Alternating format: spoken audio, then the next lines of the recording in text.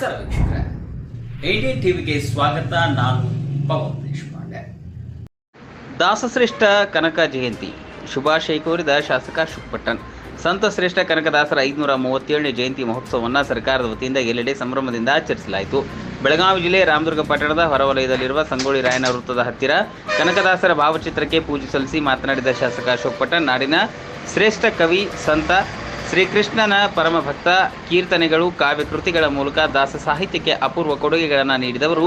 ತಮ್ಮ ಕೀರ್ತನೆಗಳಲ್ಲಿಯೇ ಜನರಲ್ಲಿ ಅರಿವು ಮೂಡಿಸುವ ಜೊತೆಗೆ ಭಕ್ತಿಯ ಪರಾಕಾಷ್ಠೆಯನ್ನು ತೋರಿದ್ದಾರೆ. ಅವರು ಕನಕ ಜಯಂತಿಯ ಪ್ರಯುಕ್ತ ರಾಜ್ಯದ ಜನತೆಗೆ ಕನಕ ಜಯಂತಿಯ ಶುಭಾಶಯಗಳನ್ನು ಕೋರಿ ಮೆರವಣಿಗೆಯ ಡೊಳ್ಳು ಬಾರಿಸುವ ಮುಖಾಂತರ ಚಾಲನೆ ನೀಡಿ ಮಾತನಾಡಿದರು. ಕನಕ ಜಯಂತಿ ಉತ್ಸವವನ್ನು ಬಹಳ ವಿಜೃಂಭಣೆ ಮಾಡ್ತಾ ಇದ್ವಿ.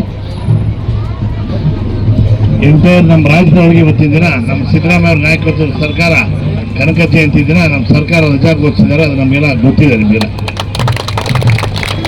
ನಿಮ್ಮೆಲ್ಲರ ಪುಣ್ಯ, ನಿಮ್ಮ ಸಮಾಜದ ಒಬ್ಬ ಅತ್ಯಂತ ಧೀಮಂತ ನಾಯಕ ನಮ್ಮ ಸಿದ್ದರಾಮಯ್ಯ ಅವರು ಮುಖ್ಯಮಂತ್ರಿ ಆಗಿರೋದು ನಮ್ಮ ರಾಜ್ಯದ ಸೌಭಾಗ್ಯ ಅಂತ ಹೇಳಿ ನಾನು ಹೇಳ್ತಾ ಇದ್ದೀನಿ. ಇವು ಕನಕದಾಸ ಹಾಕಿಕೊಟ್ಟು ಹೆಜ್ಜೆ ಒಳಗೇನೆ ಕೂಡ ನಾವು ಸಿದ್ದರಾಮಯ್ಯ ಅವರು ನಡ್ಕೊಂಡು ಹೋಗ್ತಾ ಇದ್ದಾರೆ.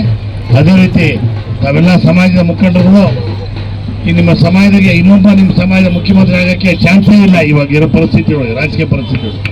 ಆದ್ದರಿಂದ ತಾವೆಲ್ಲ ಸಿದ್ದರಾಮಯ್ಯ ಅವರ ಹಿಂದೆ ಇದ್ಕೊಂಡು ಕನಕ ಜಯಂತಿ ಹೆಂಗೆ ಮಾಡ್ತಾ ಇದೀವಿ ಅದೇ ರೀತಿ ನಾವು ಸಿದ್ದರಾಮಯ್ಯ ಜಯಂತಿ ಹಿಂದೆ ನಾವಿದ್ದೀವಿ ಅಂತ ಹೇಳಿ ತಿಳ್ಕೊಂಡು ನೀವೆಲ್ಲರ ಸಮಾಜದವರು ಬಹಳ ದೊಡ್ಡ ಪ್ರತಿರೋಧ ಮಾಡ್ತಾರೆ. ಸಿದ್ದರಾಮಯ್ಯ ಅವ್ರ ಮನೆಗೆ ಇಷ್ಟು ವರ್ಷದಿಂದ ಒಂದು ಕಳಂಕ ರಹಿತ ಸಿದ್ದರಾಮಯ್ಯ ಅವರು, ನಿಮಗೆಲ್ಲ ಗೊತ್ತಿದೆ. ಯಾವುದೇ ಪಾರ್ಟಿ ಹೊರಗಿದ್ರು ಕೂಡ ಎಲ್ಲರಿಗೂ ಗೊತ್ತಿದೆ ಸಿದ್ದರಾಮಯ್ಯ ಅವರು ಬಹಳ ಕಳಂಕ ರಹಿತ ನಾಯಕ. ಅಂತ ನಾಯಕನ ಮೇಲೆ ಒಂದು ಇಲ್ಲಸಲ್ಲದ ಆರೋಪ ಹೊರಿಸಿ ಅವರ ತೆಳಗಿಳಿಸ್ಬೇಕು ಅಂತ ಮಾಡ್ತಾ ಇದ್ದಾರೆ.